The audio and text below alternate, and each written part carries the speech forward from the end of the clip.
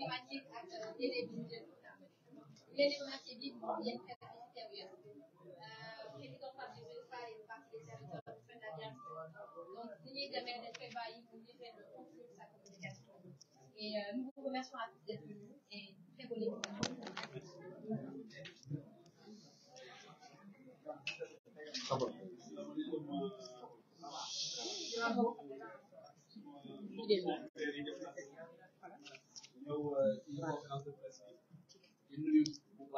Sénégalais yi nga xamante ni ñoo ñu seetaan ci biir réew mi ak ci bitim réew.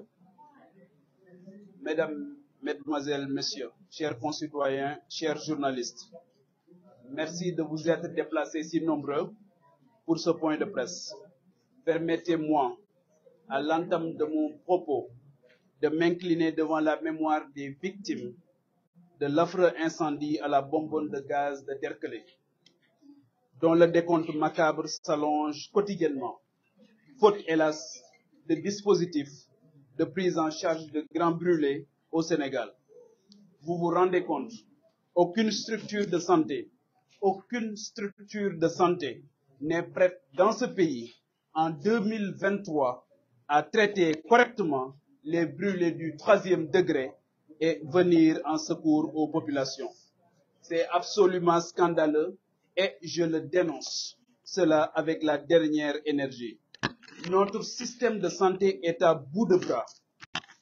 Regardez l'engorgement de nos structures sanitaires, absolument débordées, faute de capacité de prise en charge, avec la résurgence des maladies liées à l'hivernage, comme la grippe et l'apparition du chikungunya dans le Sénégal oriental. Cet abandon de la part du gouvernement, du président Macky Sall et du candidat Premier ministre Amadou Ba est scandaleux. Cela acte l'échec de 12 ans d'impéritie. Au Sénégal, on doit le constater et s'en désoler. Nous avons beaucoup plus un ministère des maladies qu'un ministère de la Santé. Mes chers concitoyens, nous vivons cet hivernage, dans cet hivernage, le summum du pilotage en mode automatique de notre cher pays, le Sénégal.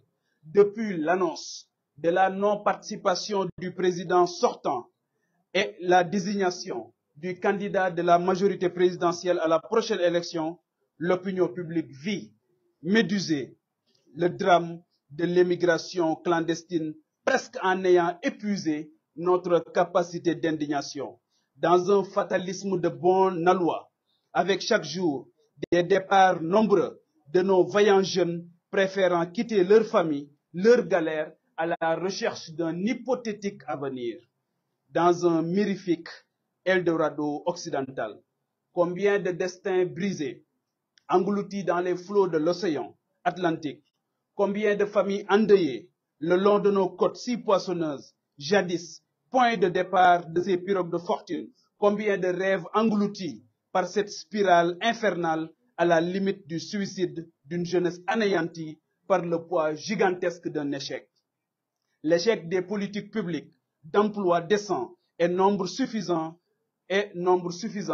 pour la jeunesse, pourtant majoritaire, de près de 75% dans la population selon l'ANSD. Mes chers concitoyens, au même moment où les jeunes se jettent dans l'aventure, faute de perspectives dans leur pays, à l'heure d'une prochaine exploitation du pétrole et du gaz, en pleine campagne agricole pour des questions politiciennes, le Sénégal n'a plus de ministre de l'Agriculture. Vous vous rendez compte, c'est incroyable.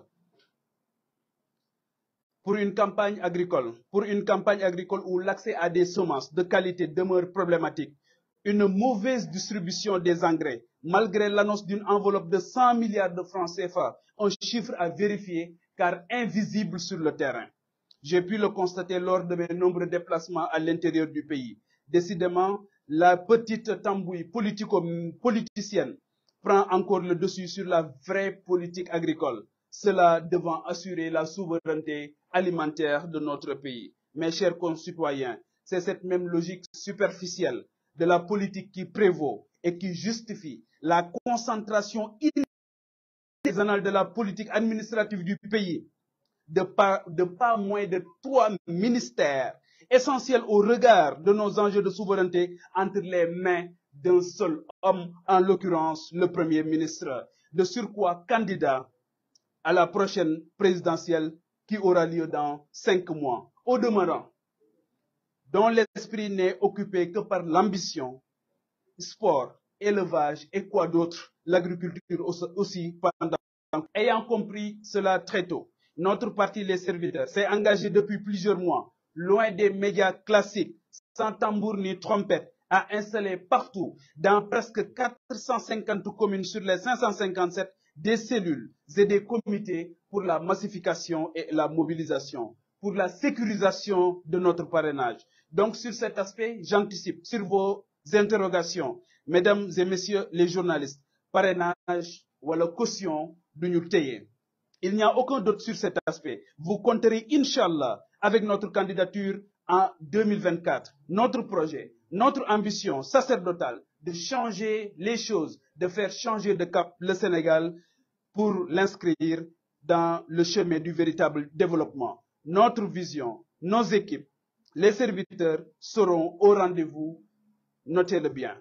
Je saisis aussi cette occasion pour davantage motiver nos équipes déployées sur le terrain à accélérer le pas, à envahir toutes les places, les marchés, les espaces de travail de nos concitoyens, partout dans le Sénégal des profondeurs, dans l'asphalte et le bitume, la poussière et la boue, la chaleur et les gouttes de pluie. Les serviteurs iront partout collecter les parrainages nécessaires pour faire entendre une autre voix pour 2024, une voix d'empathie, d'humanisme, de pragmatisme, d'amour pour le Sénégal. Depuis notre déclaration de candidature, le 6 mai dernier, nous n'avons cessé de parcourir le pays et la diaspora pour rencontrer nos compatriotes, leur expliquer le sens de notre démarche, recueillir leurs profondes aspirations de mieux-être, toucher du bout du doigt leurs difficultés, leurs peines et souffrances. Mes chers concitoyens, je conclus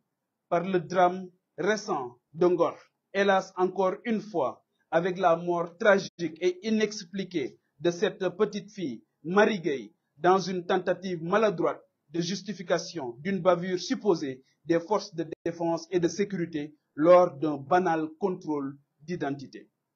Disons-le, prenons garde de ne pas franchir le Rubicon, en veillant à un respect mutuel et un climat apaisé dans les relations entre les forces de défense et de sécurité et les populations. Un peuple, un but, une foi, vive la République, vive le Sénégal. maa ngi leen di nuyu bu baax sans transition di leen gërëm di leen sant di leen wax ne tey dañu leen woo ngir daje ak yéen tàmbalee sunuy kaddu ci di delloo njukkal bu baax ñi nga xamante ni ñooy waaj di jëm ci gàmmu gi nga xamante ni bés bu màgg la bu sell la boo xamante ni dañ cee war a màggal li nga xamante ni moom mooy gane àdduna yonent bi sallallahu taala alayhi wa sallam ñu ci ndokkeel bu baax këru diine yi nga xamante ni yépp nekk nañ ci biir réew mi fépp ci biir Sénégal di bàyyi xel bu baax Tiwaawoon di bàyyi xel bu baax Njaasaan di bàyyi xel bu baax Ceneba di bàyyi xel bu baax a baax suma kër maam Ahmadou Baro Njegen di bàyyi xel bu baax fii nga xamante ni moom mooy Cambérène Yoff Cambérène maam Limaamulahi di bàyyi xel bu baax Medina Gounass di bàyyi xel bu baax waa Touba ak ñëpp ñi nga xamante ni ci biir Sénégal jamono yi ñoo ngi waajal li nga xamante ni moom mooy gàmmu gi rawatina fukki fan yi nga xamante ni moom moo ko jiitu di burdu ñu ci jàngale li nga xamante ni moom mooy jikko yonent bi salaatu wasalaam bi nga xamante ni boo ko jëlee ca fa mu tàmbalee ba fa mu jeexee lenn rek lay jàngale mooy yërmande